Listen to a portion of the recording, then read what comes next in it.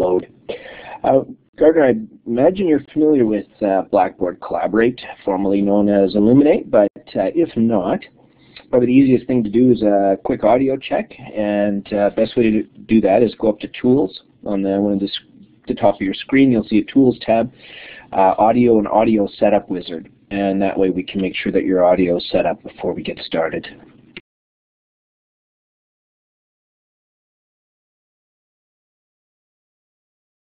Okay, perfect. Gardner, the way that Illuminate works or Collaborate is I've got it set for toggle, so I speak or you speak. And so if you're not familiar with this particular interface, I just want to make a few quick points. What you see right up top here, on the top right-hand corner, you should see your options or your arrows for moving your slides around. Just so you're aware of how to advance and how not to advance. I guess you advance by not doing anything. So, okay, so you're fine with that. I think that's about it, but let's just do a quick audio test with you. Make sure your mic's working. Okay, so here I am, and can everybody hear me? Hello, Wisconsin. Oh, no, this is Canada. Sorry. A lot of people get Wisconsin and Canada mixed up all the time, so that's quite understandable. Okay, well, let's give it another minute, Gardner, if you don't mind, just for people to settle in here. This is a recorded session, so I don't know if I mentioned that. Okay, good. Just wanted to confirm that. Otherwise, for those of you, I see, the majority of the names are familiar here. At least I'm assuming you've been in these sessions before, but just before I start the recording and to fill a little bit of blank time. Is the recording started already? Let me kill that.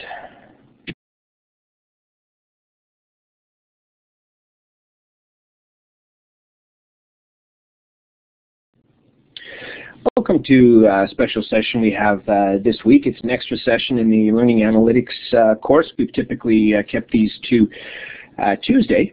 So this is a real pleasure to have Gardner Campbell stop in and share with us some of his views on the role that analytics maybe shouldn't have in the education process. I think there's a sense in which analytics are technical, they're about applying numbers to the education experience, and there are some significant limitations to that we need to dig out in these courses as well.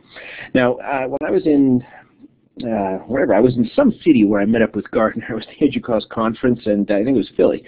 And as we were chatting, I did a panel session or discussion, Vernon Smith and I, on learning analytics. And then after that, I sat down and had a nice long conversation with Gardner. I think for most of you who are in the ed tech field, you'll likely be aware that most people that interact with Gardner seem to walk away with huge quantities of respect for him and for the passion that he brings.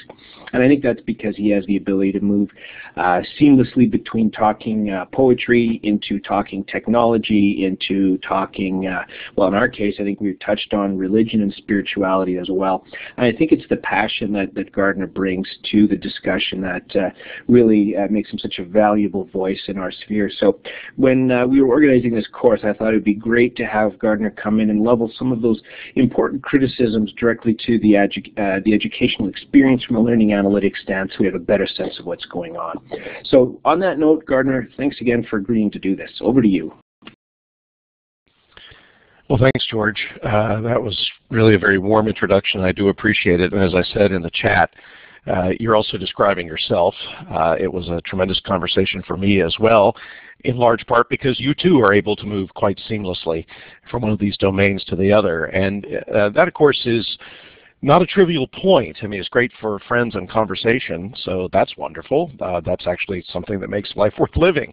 But it's also non-trivial because one of the greatest problems or opportunities for further research, challenges, whatever you want to call it, in education generally is this question of domain crossing, what Stephen Johnson calls the adjacent possible. And I would say is even beyond that, the ability to put things together and see that there is an adjacent possibility.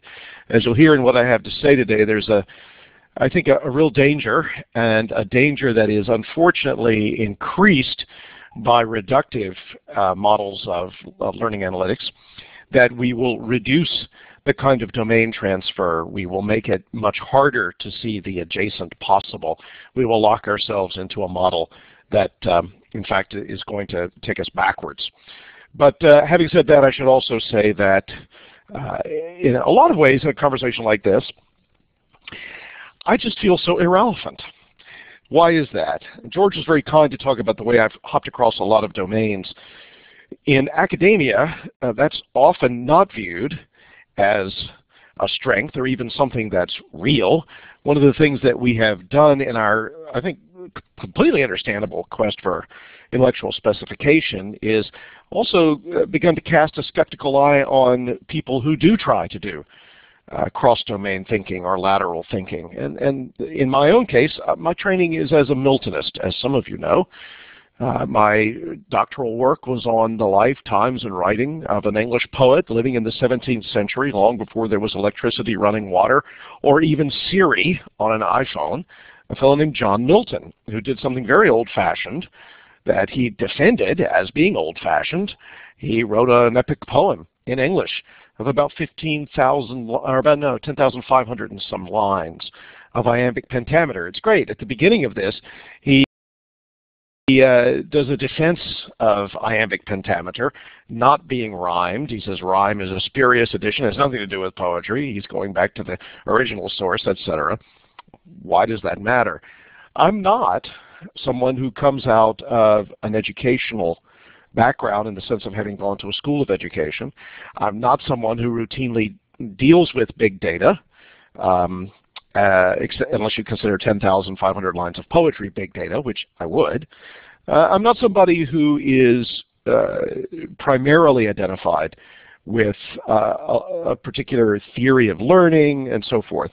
So in many ways, I come to this discourse as someone who is not within the academic world of that discourse as a native, but I do come to it, I think, as someone who is very curious, and as George said, passion is part of what's not only part of my character, it's very important to me, because I believe that learning is essentially an affair not just of a particular mental construct, but it does involve the whole person, and that passion is not only what should drive it, it's really the only thing that does drive it in the end. So call me an enthusiastic amateur, call me irrelevant if you would like, call me an enthusiastic autodidact.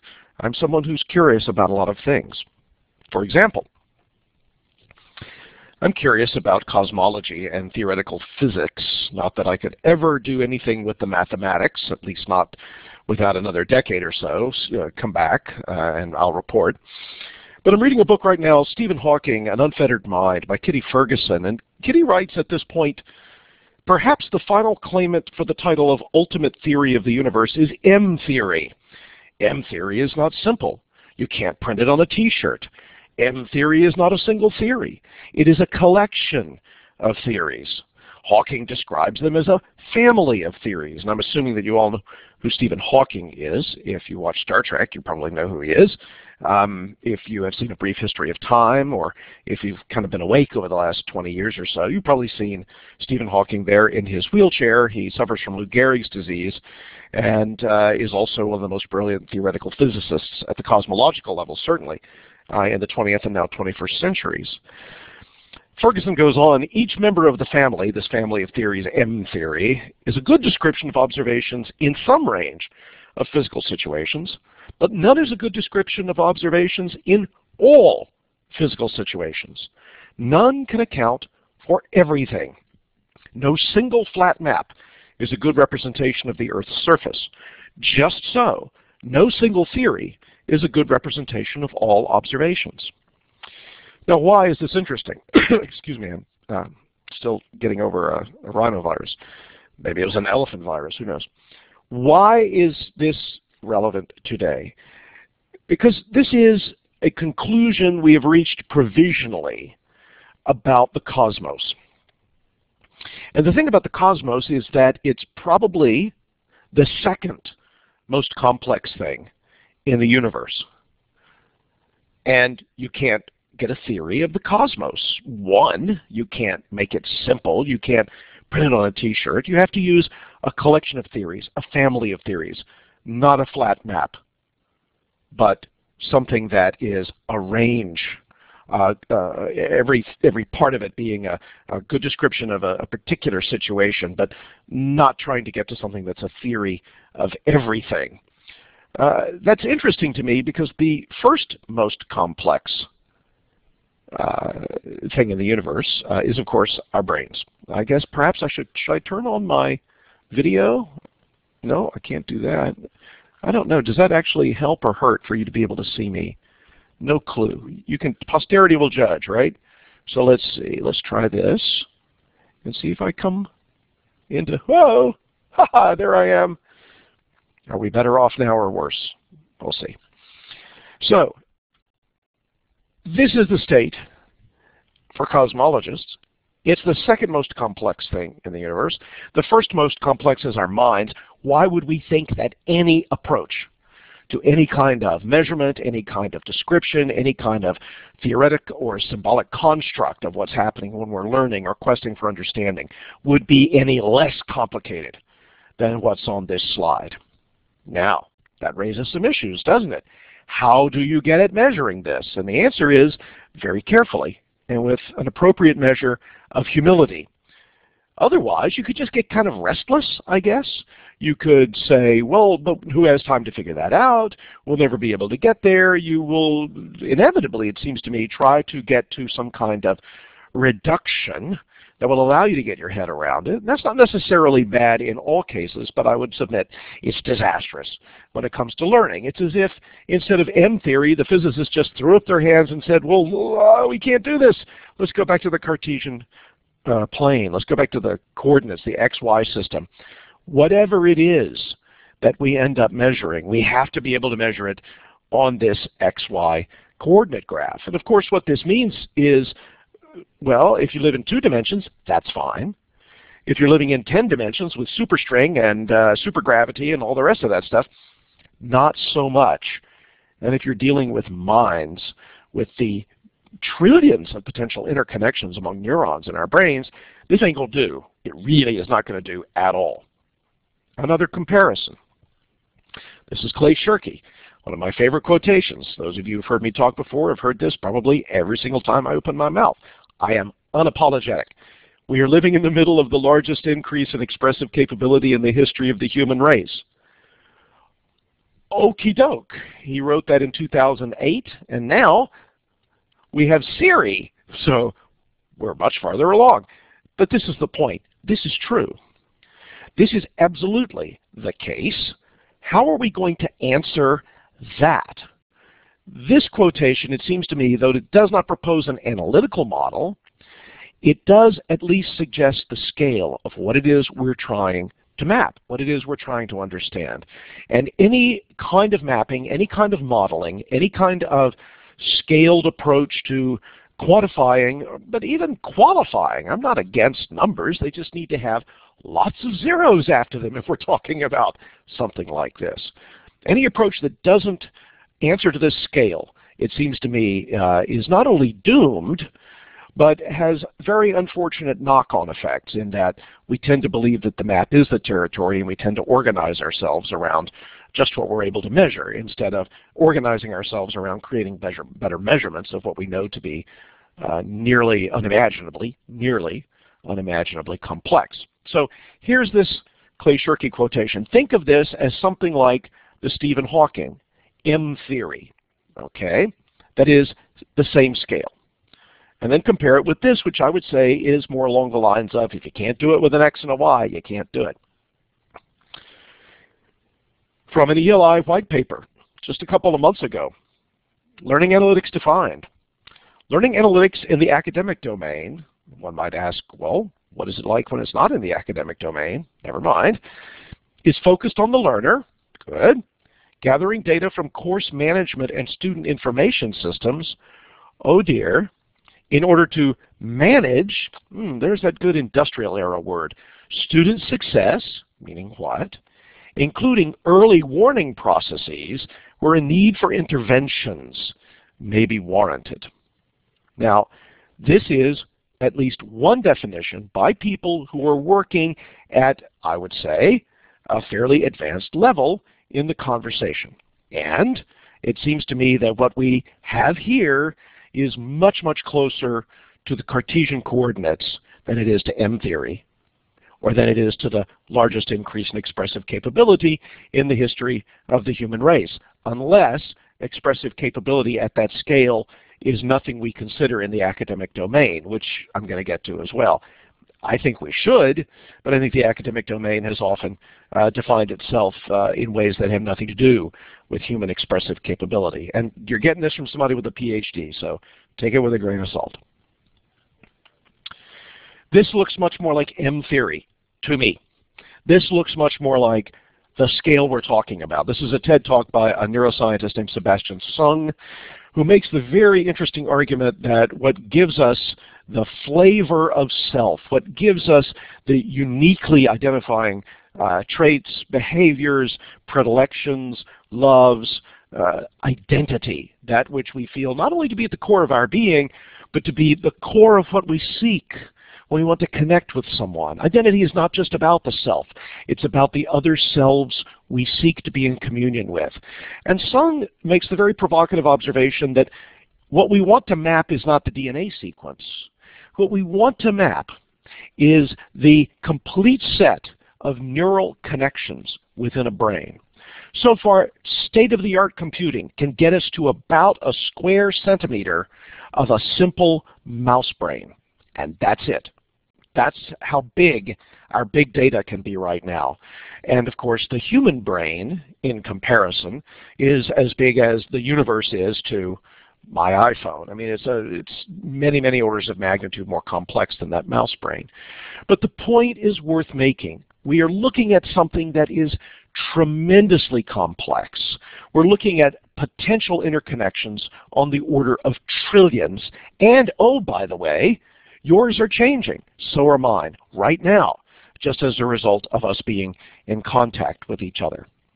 So this is M theory. This is the largest increase in expressive capability. What about the Cartesian coordinate? It looks like this. It looks like a learning management system. This particular one came from Baylor University, which is where I used to work and teach. I don't always think of those as the same thing. And of course now I'm at Virginia Tech. We have a learning management system. It's called Scholar. It's better because it's Sakai. And so it's open source. It has all that kind of open source community goodness. But it's the same principle. And it's a principle that I am not really in favor of. Certainly not as the basis for any science of measurement of learning.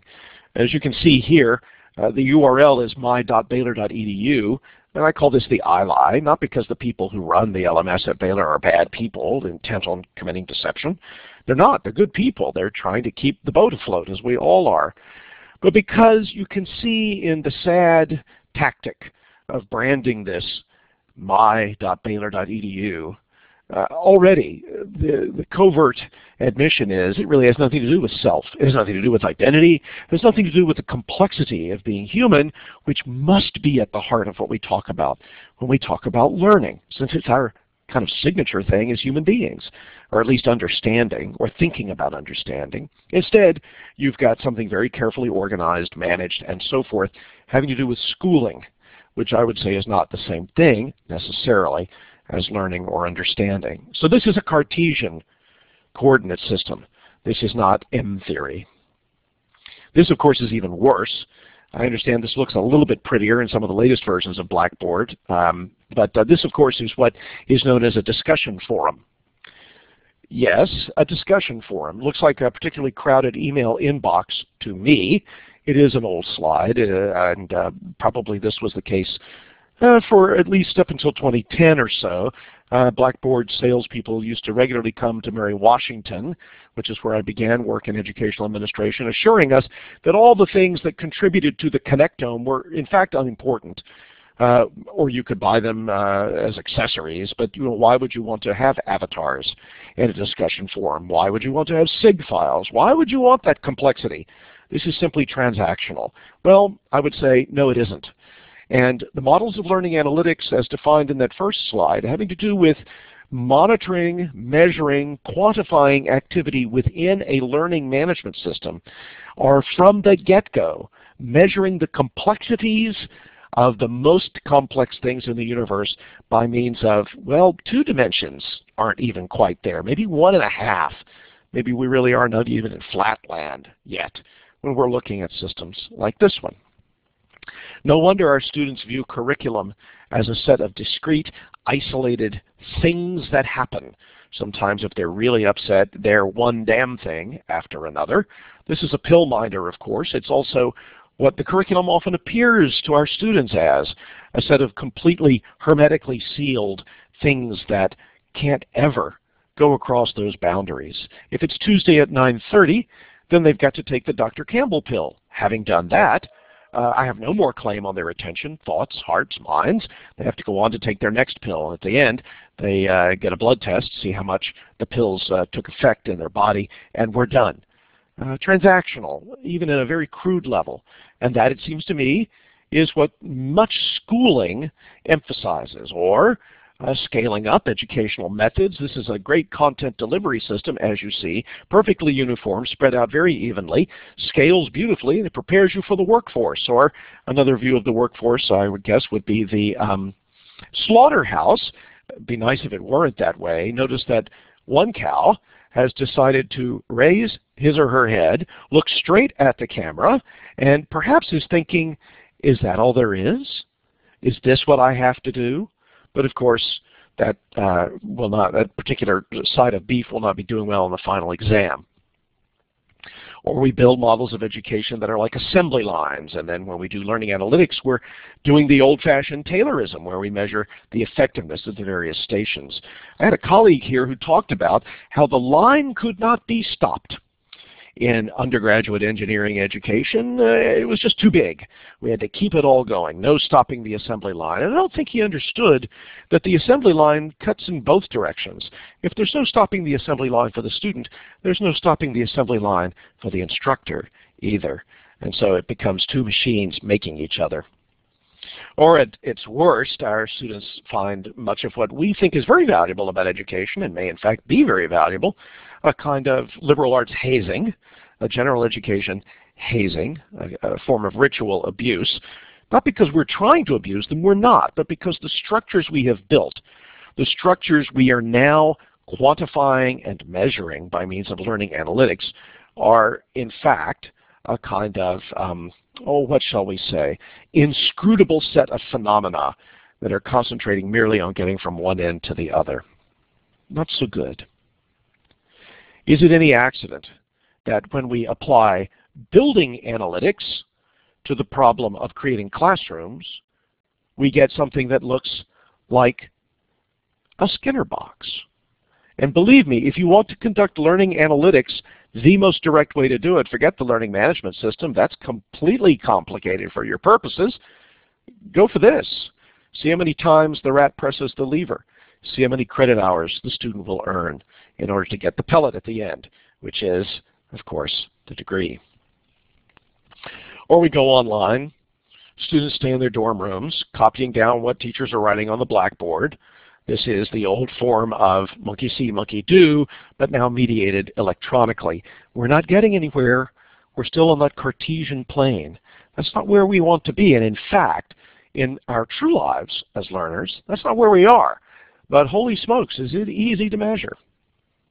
And you end up with the university of name here. From www.ndcenter.com, buy custom-made fake diplomas, fake college degrees, and transcripts. It's too bad that in many cases even the real diplomas are fake, because what happened was an entire experience of an educational system without understanding being achieved. So this brings me to some specific things I want to say about learning analytics. I'm going to go through this fairly quickly because I want to allow some time for some Q&A at the end, but I am going to barrel through because it's all pretty much of a piece.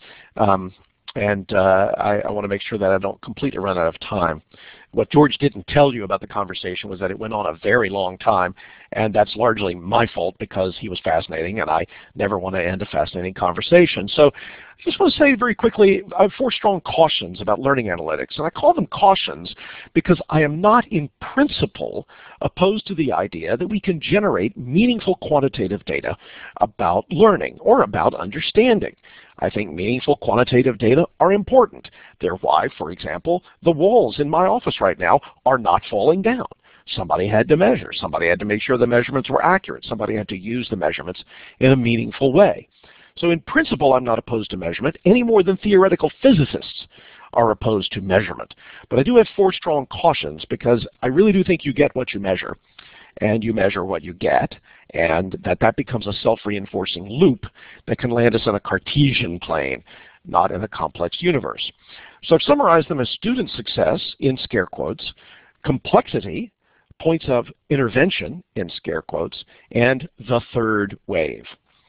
Student success is not the same thing as success as a student.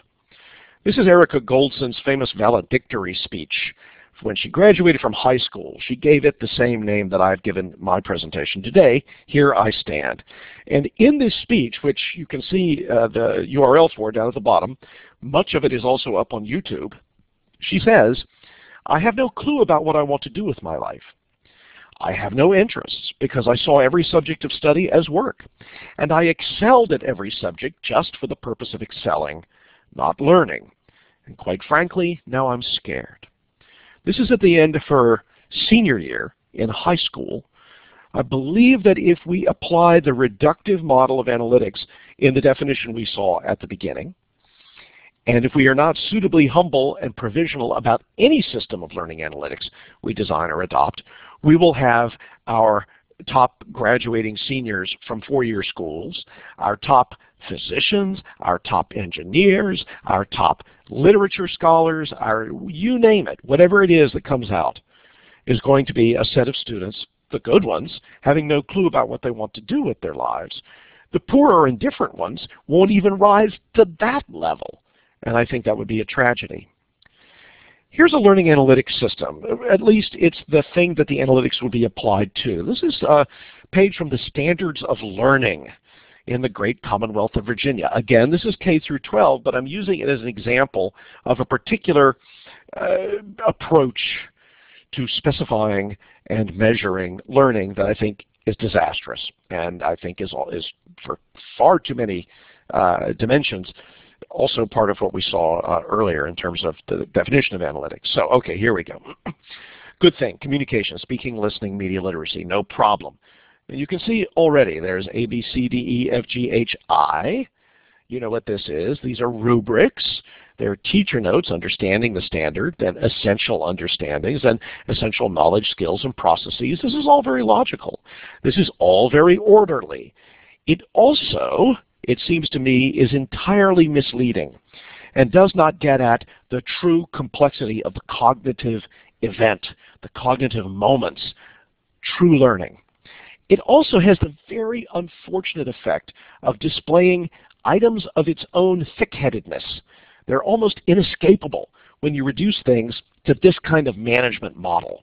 I mean, it looks perfectly fine and clear and logical, and it's really like putting a fender on an automobile, for example.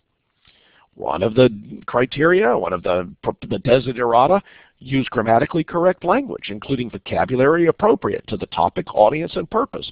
No problem. This should be fine. We should all do that. 2 later, it says evaluate formal presentations, including personal, digital, visual, textual, and technological.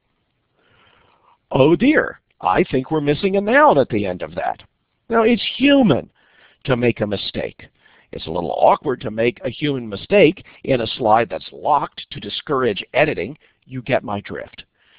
Because the thing is set up along the lines of management, which is driven by a need for certain kinds of analytical measurements, which map cognition in a Cartesian coordinate plane, not in something as complex as, let's say, M theory, almost inevitably, the factory approach yields this kind of howler. Because in the end, something about the approach itself puts even the well-meaning people who are trying to get it across to sleep. Because after all, cognition exists in the design of the analytic system as well. And if the design is impoverished, the cognition, even of the designers, starts to be anesthetized, alas. And we end up back here again. I have no clue about what I want to do with my life. I have no interest because I saw every subject of study as work. Why? Maybe she got to look at the rubric sheet. And I excelled at every subject just for the purpose of excelling, not learning. Why? Because that's kind of baked in to that system. And quite frankly, now I'm scared. Compare that to something that's a lot more like M theory. This is Reddit. Reddit is a very interesting place. It says, it advertises itself as the front page for the internet. Traffic at reddit.com doubled in the last quarter of 2011. The FAQ is especially interesting. I'm drawn to FAQs. It really is the place where you can see how the system designers imagine what it is that they've done. This is an interesting forum on Reddit called I Want to Learn. This is how I found the video of Erica Goldson. Watch this, and there's a hyperlink. Oh, that's interesting.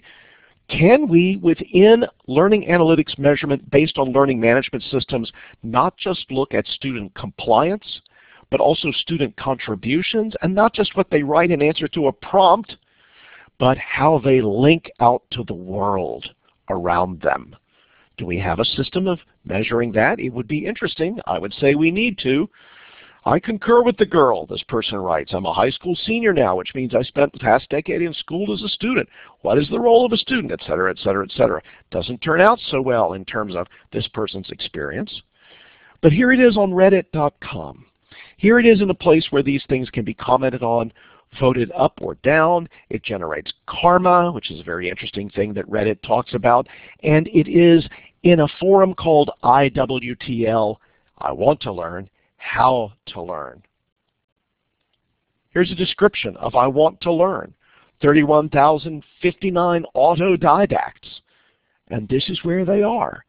Self-organizing, contributing, asking questions, proposing answers, and so forth. This does not look like a learning management system, though there are some interesting superficial resemblances. But the concepts, the philosophy behind this, very, very different. Not organized around concepts of management. Or, today I learned, TIL, 1,023,641 learners enrolled. That's pretty big data. That's kind of interesting. See the prompt. You learn something new every day. What did you learn today? That's the prompt. That's all? Yeah. Submit interesting and specific facts that you just found out, not broad information you looked up. Today I learned is not our Wikipedia. Please read the rules below before posting. None of those rules look like standards of learning. They look like things that you should keep in mind if you want to remain interesting. So, first point, student success is not the same thing as success as a student, especially within schools as we've designed them. Second point, complexity is the new reality. Why is this number 5? Because it's the 5th point in John Naughton's From Gutenberg to Zuckerberg, What You Really Need to Know About the Internet, which is a marvelously complex place. When you're in a complex situation, it's not just that it's difficult, it has specific technical meaning. It means that it's nonlinear, it's unpredictable. The famous butterfly effect says, for example, that when one small thing is changed in one area, what will happen in sometimes completely, apparently unrelated areas is unpredictable. One small change here can have many, many ramifications. That's interesting. It's like life. It's like our brains. It's not like a learning management system. And it's not like a system of analytics designed around that. Feedback matters a lot, meaning that there have to be loops that feed the energy generated through complexity back in, which yields more complexity. The systems will demonstrate self-organization, just the way Reddit does, not the way our online systems do for our schools. And emergence happens. It's not just you-know-what that happens. New phenomena emerge. And then we have to learn about them as well, which means we have to engage in something that's called double loop learning, which I'll get to. This particular slide is from a very interesting essay called Paradox of the Active User. It was written in the 1980s at the time when personal computing was just really taking hold, at least in the US. And the idea was, why don't people read the manual? Why don't they want to learn about these new computers? And Carolyn Rosen writes, "We do not believe that there is a simple, comprehensive, logical treatment of human learning in the offing, now or ever." See, this is interesting, like M theory, right? You're not going to get there with just one treatment. But if the problem is complex, it is surely not hopeless. We have raised a number of suggestions as to how the, sorry, typo there, see, it happens, how the paradoxes of learning can be addressed. However, as we have pointed out along the way, these solutions themselves have problems. The premise of our discussion has been that the paradoxes of learning must be taken seriously, not as defects or errors, but as fundamental patterns of learning. And how do we deal with paradoxes? How do we deal with this absence of a simple, comprehensive, logical treatment of human learning? This is the double loop learning that I was just now talking about. Naughton explains it that success means more than positive outcomes relative to pre-established targets. Whether you're in an LMS or not, analytics and very reductive ideas of student success mean little more than positive outcomes relative to pre-established targets. This is not a way to deal with complexity. By contrast, double loop learning means that success is defined as learners who need to reflect on the appropriateness in the light of unfolding events, of the assumptions, the mental model used to set up those actions and targets. For me, this means that a true learning analytics system must itself be able to learn. Yes, we're looking at two moving targets. Sounds crazy, doesn't it? That's cognition. That's what makes our brains special.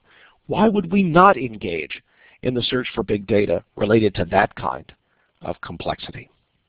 So, thinking about double loop learning is like thinking about how math is not the same thing as calculating. This is from Conrad Wolfram's computer-based math site. And he says here about computers that when they do the calculating, people can work on harder questions, try more concepts, and play with a multitude of new ideas.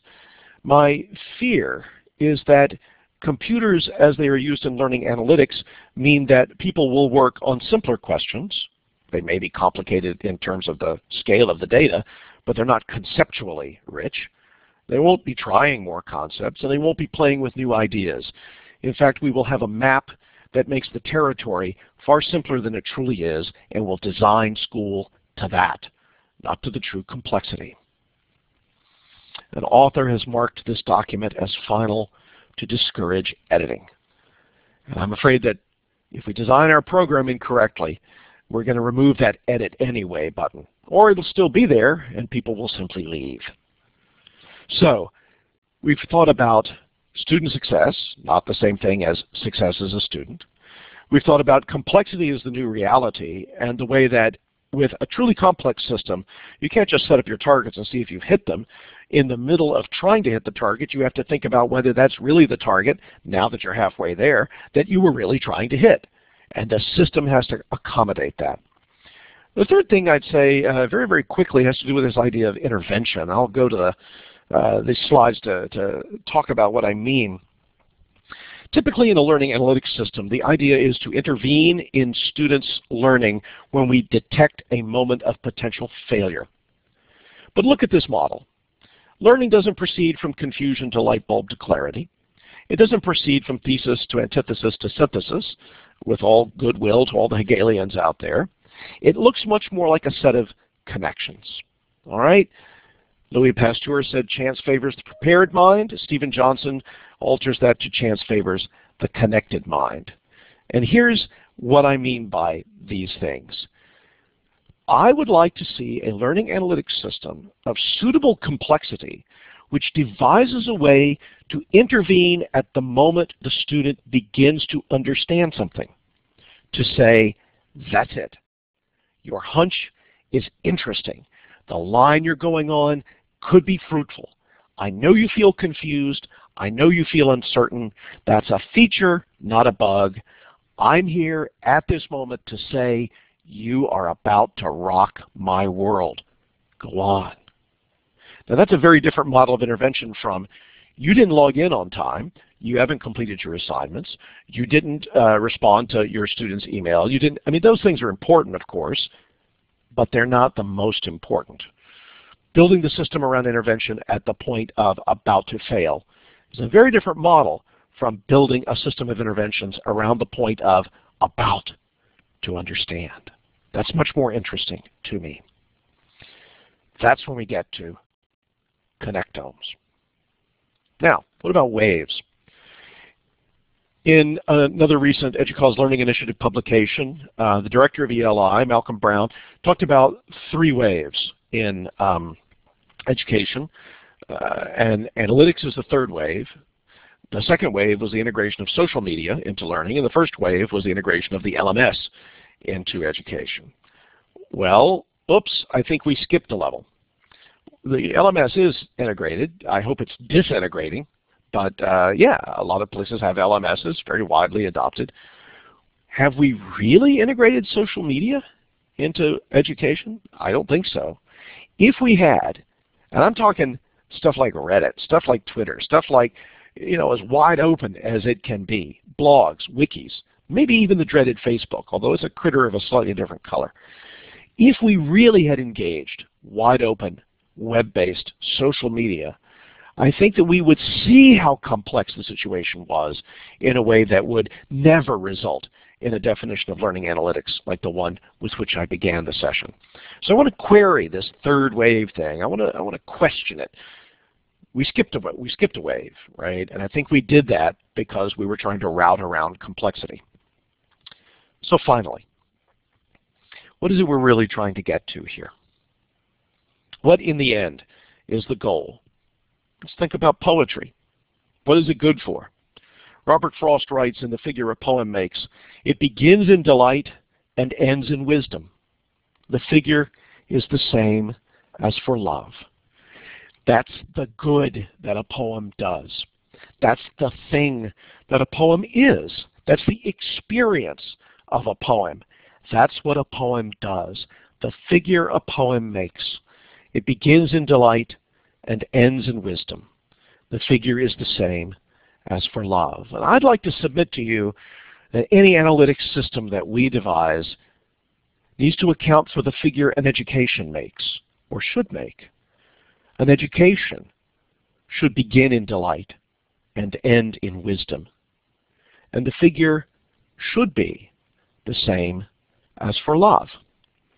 As it turns out, there is an interesting little quasi-demonstration of what a system like this might look like. It is run by a corporate interest. Take all these things with a grain of salt, but also take it as a kind of a metaphor. There's a place on the web called wdyl.com. It's a Google site. They bought the domain, and when you get there in true Google fashion, you're greeted with only one prompt. What do you love? And instead of a magnifying glass, the icon for a search, there's a heart. And you put in there what you love, you click on that heart, and some interesting things happen. So let's look at this again with learning as the thing I love. What happens when I click on the heart? I'm taken to a website, and it's an advertisement for all of Google's products. But it's interesting because it's framed not in terms of a standards of learning rubric or even anything that I've seen that looks like an analytics system, but it's framed around a set of invitations to begin in delight and end in wisdom. Measure popularity of learning on the web. Explore learning in 3D. Watch videos of learning. Start a learning discussion group. Find books about learning. Translate learning into 57 languages. Find patents about learning. And on we go. Call someone about learning. My favorite.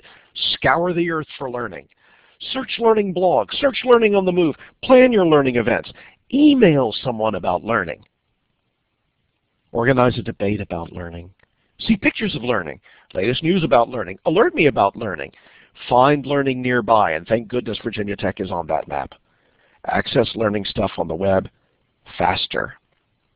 And then, if we can take this as a metaphor, beginning in delight, ending in wisdom, engaging in double loop learning, the really interesting thing is at the very bottom. More coming soon. So I'm looking for learning analytics that, sure, can include numbers, no problem. I'm looking for learning analytics that, of course, can track various modes of student engagement, no problem. But I'm looking for a model of learning analytics that understands the complexity of learning, has a healthy kind of humility about what we don't know that we don't know, has as a model of the figure in education makes, that it should begin in delight and end in wisdom. Learning analytics that not only measures curiosity, but also arouses it.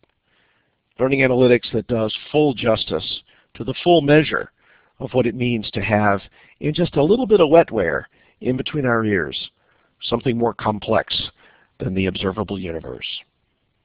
If we can do that, then let's do that. I'd be very happy to entertain your questions at this point. Thanks very much for your attention. I'll take off the talk button now. Okay, I'm not hearing any audio. Is everybody just, is there anybody left? I see people in the box here. Anybody there? Or George, is there anything you'd like to say to me at this point?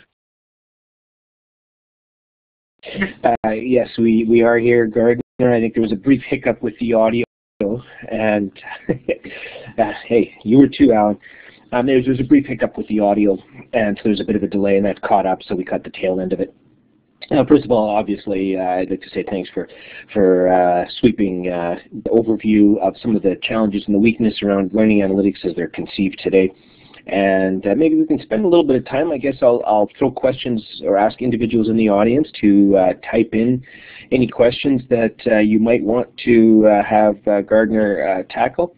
And maybe just to get started, one of the challenges, I guess, that I see and the need for analytics is that when things become complex, the human response is to abstract things up a level.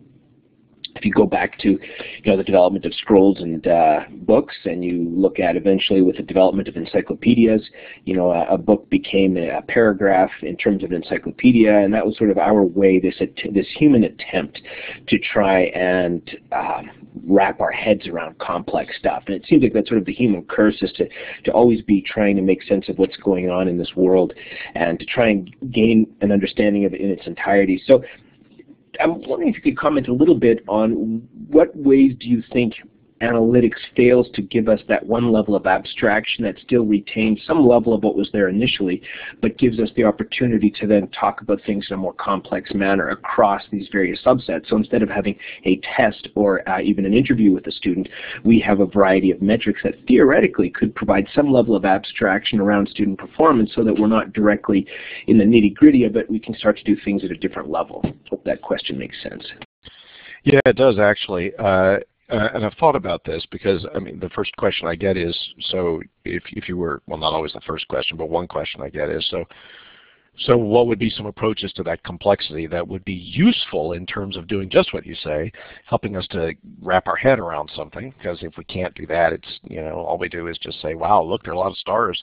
But at the same time, not falsify the complexity by reducing it too much. What you're asking is really a question about the process of conceptualization.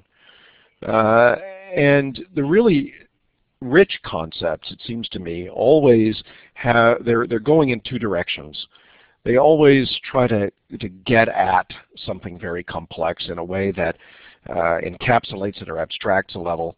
But also at the same time, a really rich, good concept is going to generate complexity as well. Because now that you have that concept, you can then begin to erect even more complex structures. So let's take your example of the encyclopedia, which I think is a very good one. Now, the encyclopedia came about, of course, early in the print era, in the form we know today, because people were trying to cope with the flood of information, and what they wanted was not just the executive summary that means I don't want to engage with something. What you want is a series of starting points, a way to think about scale, a way to think about complexity, a way to think about range, without just going in and kind of beating your head against a set of library stacks, hoping that somehow you'll get what it is by just repeated blunt trauma to the head. Well, everyone knew that encyclopedias were limited. Everyone knew that encyclopedias were always going to not quite get where they needed to be. In some of the early days in the 20th century, I think a laudable attempt was made by Britannica, some of the early editions of the 20th century of Britannica, famous for asking some of the best thinkers, not just the people who were good at making encyclopedias, which is sort of where we are, at least we were maybe 20 years ago, but Einstein wrote the article on physics and so forth. And you get the idea. The idea is that there is within the abstraction of that conceptualization or that overview or whatever, the seeds of even more complexity. There can't help being more seeds of complexity when someone who has that big a head is trying to explain it, even at a simple level. Well, but that soon went by the way because you can't be getting Nobel laureates all the time to be writing things like encyclopedia articles. They're trying to do other things, right, like get tenure. So we really came to a bit of a standstill with that model until Wikipedia. And not just the crowdsourcing of Wikipedia, but the fact that there are links. So when you get something that's a conceptual overview in a Wikipedia article, if it's a good one, it's not just the quantity of information or even the synthesis that's there. Those are important. But the links keep taking you out and toward more complexity. So what I would like to see in a system of learning analytics, I kind of hinted at this in some of the earlier remarks, would be a rich conceptual structure that takes into account as much complexity as we believe we can get at right now. And I would say we'd have to have tools like semantic analysis, mining of kind of free-form writing, open-ended stuff within a learning situation. And already you're like, whoa, where does that happen? Well, maybe we need to make that happen. Let's say students came in at the beginning when they matriculated, and for 4 years they blogged twice a week about whatever it was that they were learning, what was interesting about their life as a learner at that moment. And then you begin to look at that and try to map semantic relationships in a way that begins to get at some richer conceptual structures. Okay, let's say you do that. And then reporting out on that, you don't just summarize the data. What you do is, in the presentation of that complex symbol structure, you also link out to other things that point to other kinds of complexity, whether it's this kind of activity in another school, whether it's to a set of books that elucidate what it is we're trying to think about, whatever. I mean, I don't know what that would be. But until or unless we design a system like that, there won't be any pressure anywhere within the system to try to think at that complex a level. And it's very complex. I kind of lost track of it just trying to describe it. But that's the level where we need to be working. And if we do that, I think we can get at not a perfect solution by any means, but we can get at something that is better in terms of an abstraction that helps us think about it, but not an abstraction that prevents us from thinking, if that makes any sense.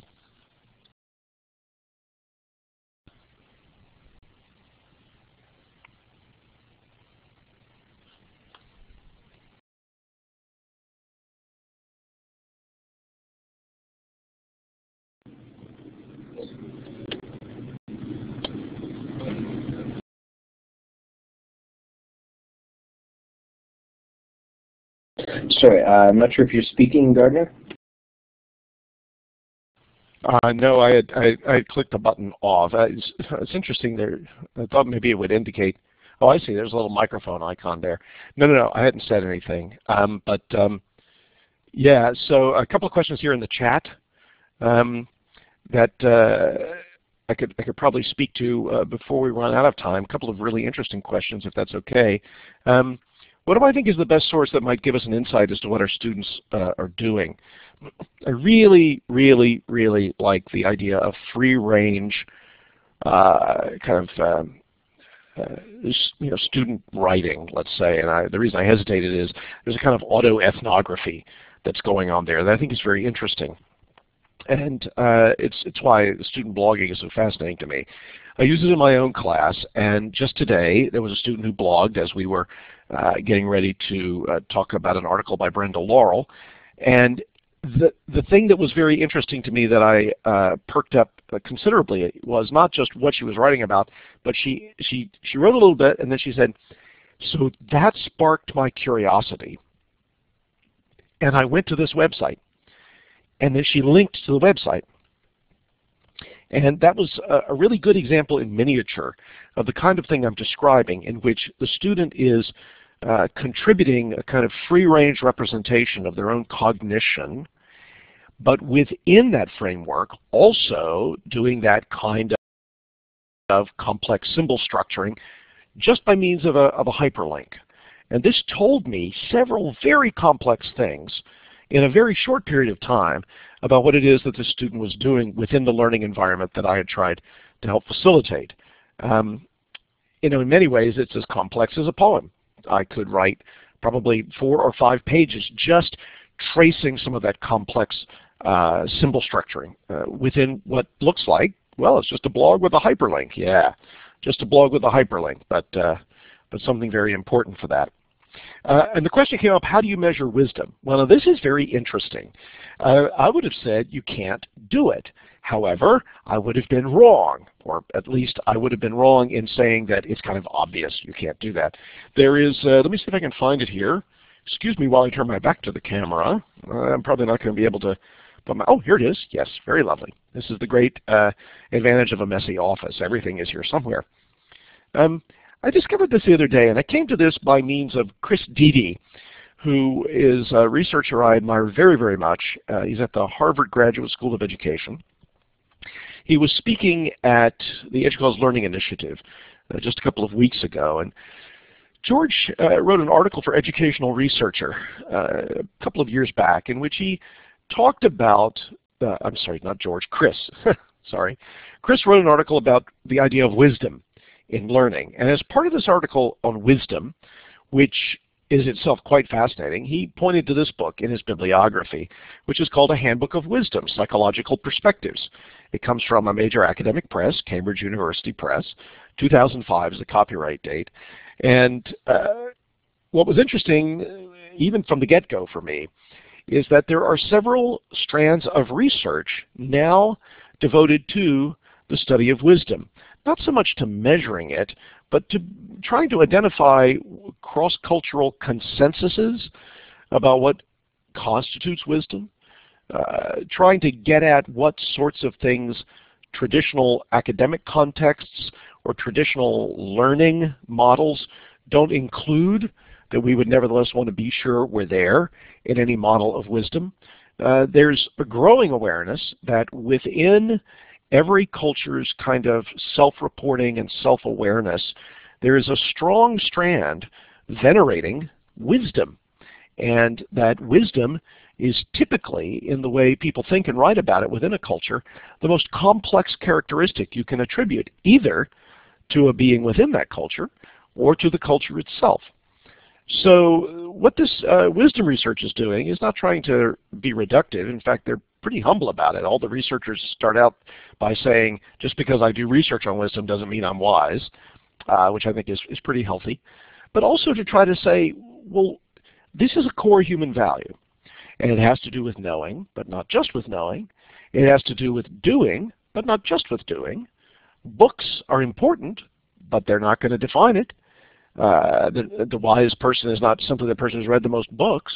There's something there that we know, like love, is crucial to who we are as human beings, and yet, why not think about that? Why not ask some questions about that, if we can do it without murdering to dissect?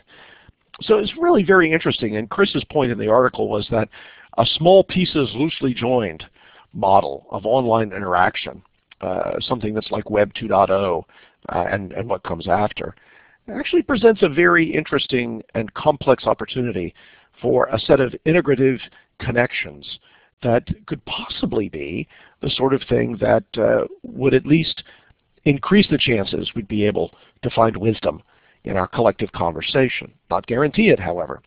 And shortly after I did a presentation just following ELI, a young woman came up to me and said, I know a book you might like, and it's called Worldwide Mind by Michael Chorost.